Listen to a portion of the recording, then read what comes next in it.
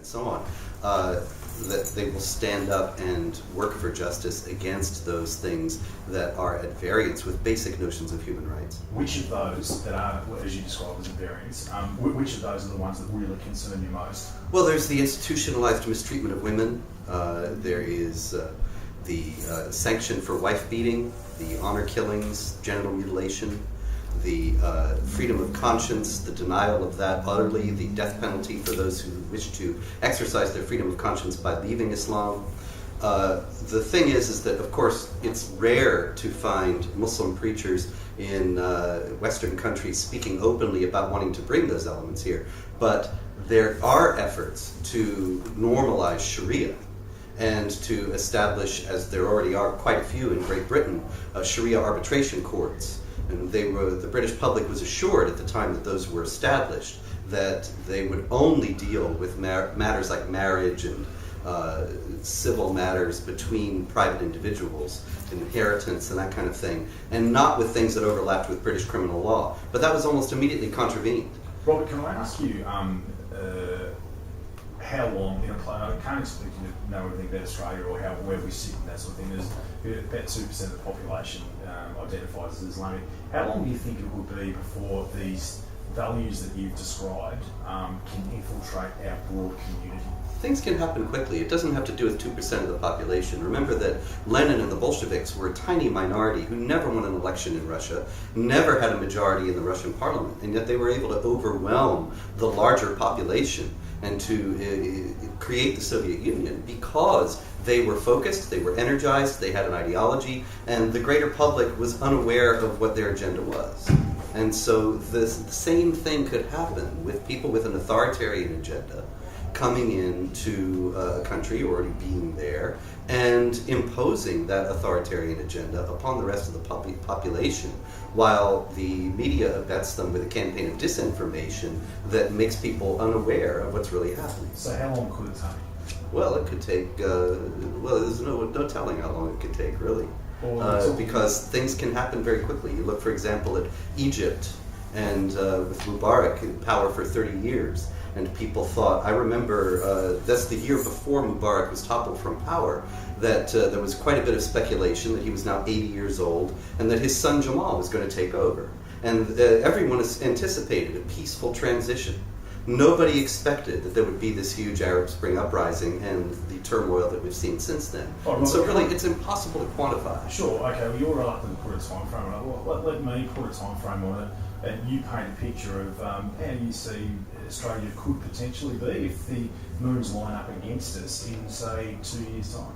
Well, 2 years' time is, it's likely that the tendencies that we see now will just be accelerating, that there will be more and more accommodation for Islamic supremacist demands. As Pamela was noting, that there have been in workplaces, in schools, and elsewhere, similar institutions attempt to establish special accommodation for Islamic law and practices, and to reinforce the principle that wherever Islamic law and practice and Western law and practice conflict, it's Western law that has to give way. And that is something that is going on, I think, with most people not even being aware of it as an agenda, and that's going to continue.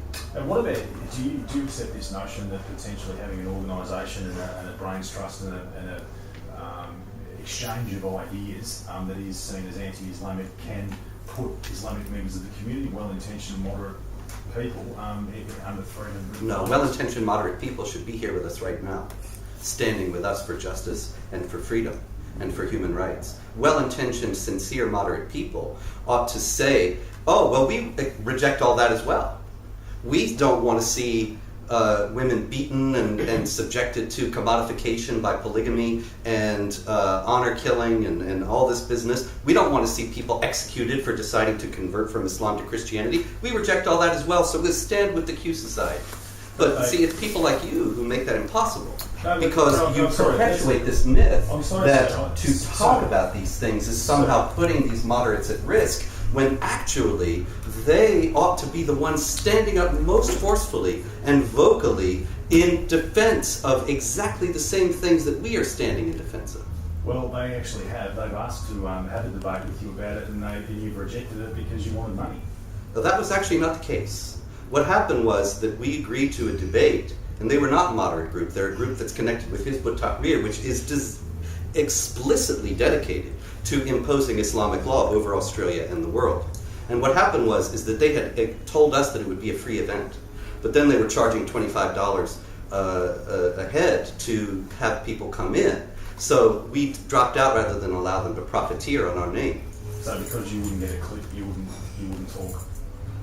I'm sorry? You wouldn't get a clip off the money. You refused to talk.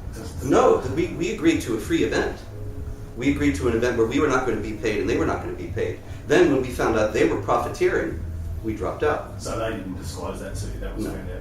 How did you We found that out from the announcements of the event. Okay, and in terms of, there's been a criticism of you that you've ignored the Quran's condemnation of warfare in the past. Do you accept that? Can you tell me where this condemnation of warfare is in the Quran, please? That was a criticism that's been made quite Yeah, widely. can you quote it to me? I haven't read the Quran recently. Okay, well I've written a commentary on the entire Quran and discussed every verse in it. And so it's factually false that I've actually ignored any verse of the Quran. You can find something that I've said about every last passage in the Quran. I've also written a book that's a guide to the Quran. And so to claim that I've ignored any part of the Quran is factually false, and I can show you where I have discussed every last passage of the Quran. But in reality, the Quran does not condemn warfare in any way, shape, or form. It says in chapter 9, verse 29, fight against those who do not obey Allah and His Messenger, and do not forbid what He has forbidden, even if they are of the people of the book, which is the Quran's designation primarily for Jews and Christians, until they pay the jizya, which is a tax, with willing submission and feel themselves subdued. That is, in other words, fight the Jews and the Christians until they submit and are subjugated under the rule of Islamic law. This is in the Quran's 9th chapter, which is the next to last chapter, according to Islamic tradition, to have been revealed to Muhammad. And the chronology is very important because in standard mainstream Islamic theology, the later passages take precedence over the earlier ones. So you do find in chapter 109 of the Quran that it says, you say to the unbelievers, I do not worship what you worship, and you do not worship what I worship, and I'm not going to worship what you worship, and you're not going to worship what I worship. You have your religion and I have mine. That's the whole of chapter 109 of the Quran. It's essentially tolerance. It doesn't say don't go to war, but it does say you have your religion and I have mine, and we'll leave each other alone. The problem is that that's an early passage, and the one counseling warfare, enjoining warfare for the purpose of subjugation, that's a very late passage, so it takes precedence over the earlier. It's not Robert Spencer making this up. This is mainstream Islamic theology based on the principle, the doctrine of abrogation, which is in chapter 2, verse 106 of the Quran, which says whenever we cancel a verse or cause it to be forgotten, then we replace it with one similar or superior to it. And so the later supersedes the earlier. Now there's also, I got to tell you one more, chapter 8, verse 39, it says, fight until religion is all for Allah. And so if you fight until religion is all for Allah, then the warfare is essentially ongoing until Islam will reign supreme. Okay, I accept you've given this a bit of thought, and thank you for clarifying. There is no Quran condemnation of warfare. I accept you. I would ask any Muslim of whatever stripe, whatever branch, whatever division, whatever sect, whatever grouping, to come up with such a verse and show me that it has been understood in classical commentaries as forbidding warfare, and I will admit it that it is not so. Robert, but there is no such verse. You've made your point very clearly, so thank you for that very much. Final question. Do you believe this notion that Muslims believe they are better people than non-Muslims? You can't say Muslims believe about anything unless you're saying Muslims believe that there is no God but Allah and Muhammad is His messenger, because that's what makes you a Muslim. Otherwise, Muslims believe any number of things. Human beings are the same everywhere. Human nature is the same everywhere. And so people are religious, some people are very religious, some people have all sorts of other influences and priorities. And Muslims are no different. So I have never said, and would never say, and I'm not going to say now, Muslims believe X. Muslims believe there's no God but Allah and Muhammad is His messenger, but that's it, otherwise you can't generalize. I wasn't suggesting that you said that at all. Okay. It was just a suggestion that's made in some literature that I was wondering whether you happen to agree. Well, the Quran in chapter 3, verse 110 says that you are the best of people for all the earth. And so the Quran tells them they're superior. Okay. Stay where you are, thanks, Robert. Yes. So what do you make of Australia's acceptance of you when given that the United Kingdom as Pamela mentioned in? Well, I appreciate that Australia has not yet completely capitulated to Islamic supremacist intimidation in the way that the UK has. And I'm grateful for that, and grateful for the chance that the freedom of speech still lives in Australia, and so we can still have this discussion. Mm-hmm. And it's very difficult, of course, to have it in the mainstream because we're universally demonized and misrepresented in the mainstream.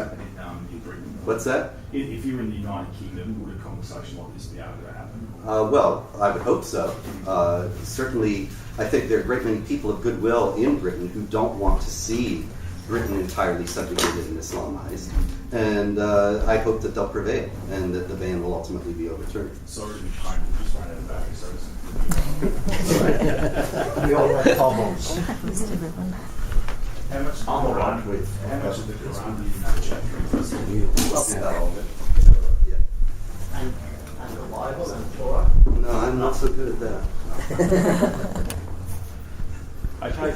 Are you okay now for us just to get a shot of everyone having a bit of a chat together? Do you want any more interviews? Look, I mean, obviously for a one story for tonight. Advertising material describes them as seasoned civil rights activists. Across the weekend, Robert Spencer and Pamela Geller will share their controversial views and fears on what they describe as Islam's infiltration of mainstream society, citing examples in the United States. Cashiers won't handle meat that's not halal. If you don't want to handle meat that's not halal, don't work at Walmart, don't work at Target. But this is how they impose Islam. They sue and they win. Robert Spencer says he's most concerned about the extreme elements of Sharia law. Sanction for wife beating, the honour killings, genital mutilation. The pair was banned from entering the United Kingdom last year. They intended to lay a wreath in honour of soldier Lee Rigby, who was killed by Islamic extremists. But they say authorities feared their presence could cause unrest. Both campaigners and the Q Society who helped organise their visit say their message denounces hatred and violence. There have been 22,000 deadly Islamic attacks since 9/11, each one with the imprimatur of a Muslim cleric. I think it is a rational fear. But the Islamic Council of Victoria fears this weekend's symposium, which will involve 14 speakers, some from around the world, is based on fear-mongering and could incite violence. Their claims are not made with any context, with any understanding of the religion, its guidelines and its teachings. They're just really plucked out for, their sensationalist value. We worry that this will increase the likelihood of such attacks and, and violence against Muslims. The symposium has the support of controversial right-wing Dutch MP Geert Wilders, who offered his own online message of support. It's a great achievement for Q Society and its supporters. He'll be in Perth next year for the launch of a new Australian political party with an anti-Islamic platform founded by some of the Q Society members. They are trying to impart their laws and live their way in a Western country. Already both sides of mainstream Australian politics have slammed what they describe as the extremist element. Luke Waters, SBS World News.